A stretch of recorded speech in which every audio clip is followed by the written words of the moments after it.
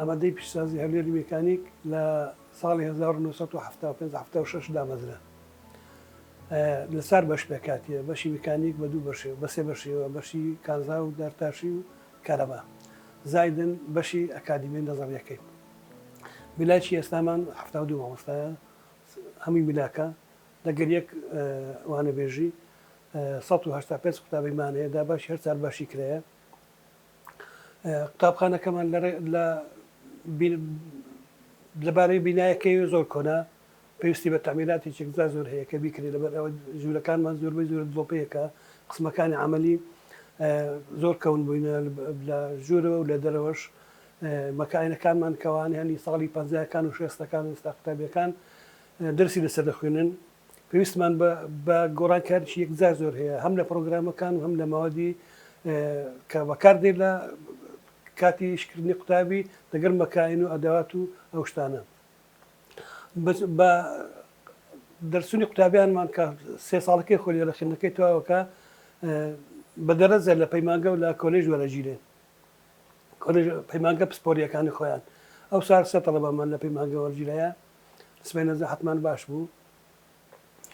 ڕێژەی قوتابیانمان ئێستا یاوەش یاوەش دەکەمی ئەدا لەگەر قوتابیەکان و مامۆستاکان شمار دەکەمی ئەدەن نەبوونی مامۆستایەکان یعنی کەمبوونی مامۆستایەکانمان لەبەر تەقاعودیە کە تەقاعود دەبی کەس نێ بێتە جێی. ئێستا ئەو ساڵ هەشت مامۆستامان خانەنیشتن کرا ساڵی ئایندە 13 مامۆستامان خانەنیشت نەکرێ ئەوانە تەسیریان لە بەشی عملی دەکات زیاتر لەبەرەوە زیاتر ئەو مامۆستایانەکەمە کە خانەنیشی دەکرێن لە باشە کرداریەکان دەرسێنەوە یەک دوو مامۆستانەمی لێرە لە بەشی ئەکادمی دەرسێنەوە بەڵام لێرە پڕکرەوە هەیە ماسن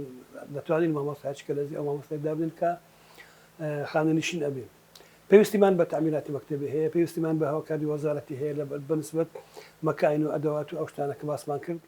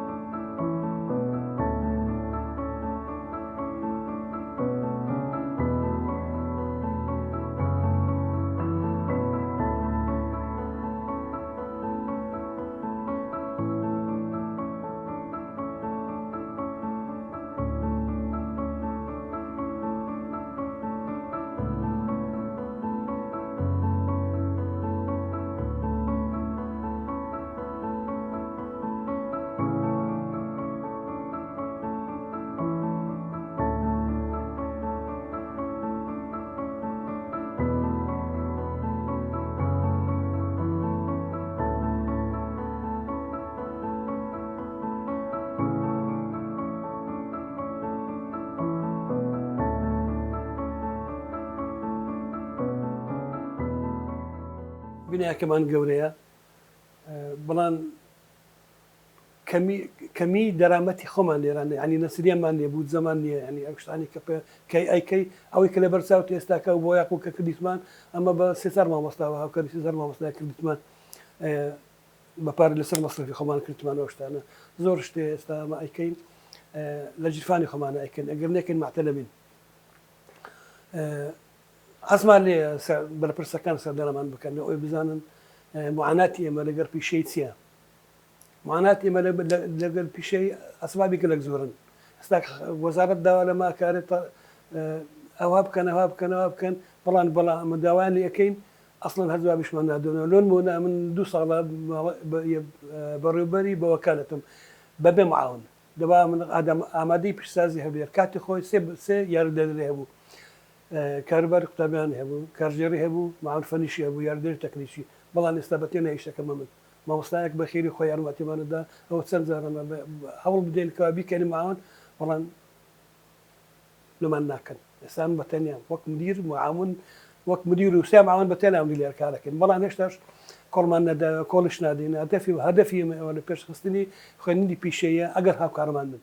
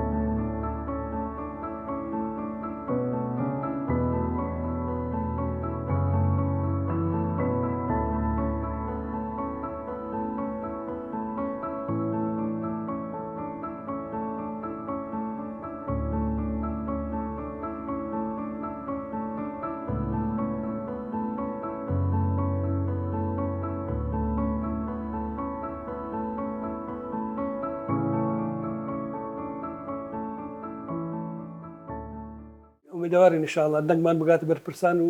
سەردانمان بکەن هەر بە قسە دەگەرمان نەکەن سەردانمان بکەن بزان داخوای معاناتمان چییە ئەگەر سەردانیان کردین ئەو دەزانن سناعی میکانیکی کە دایش هەموو بەدایشی هەموو سناعەکانی کوردستان ئەژبردرێت ئەوە ئیهمال ناکرێت هەر ڕۆژە و لایەکمان لێ دابڕن لە ڕۆژێک بەڵا ئەبڕی لە ڕۆژێک کولی عیشق ئەبڕی ڕۆژێک کوڵی طبی عیشق ئەیبڕی ڕۆژێک داناس بڕی ڕۆژێک حەد بڕی وامان لێ هاتیە لە هەر چار دیواری ئێستا 6 غرفەمانمایە دەگرت 4 قسمی ئەو دیکان هەموو لێ بردین کەس نییە بە سەحێبمان بی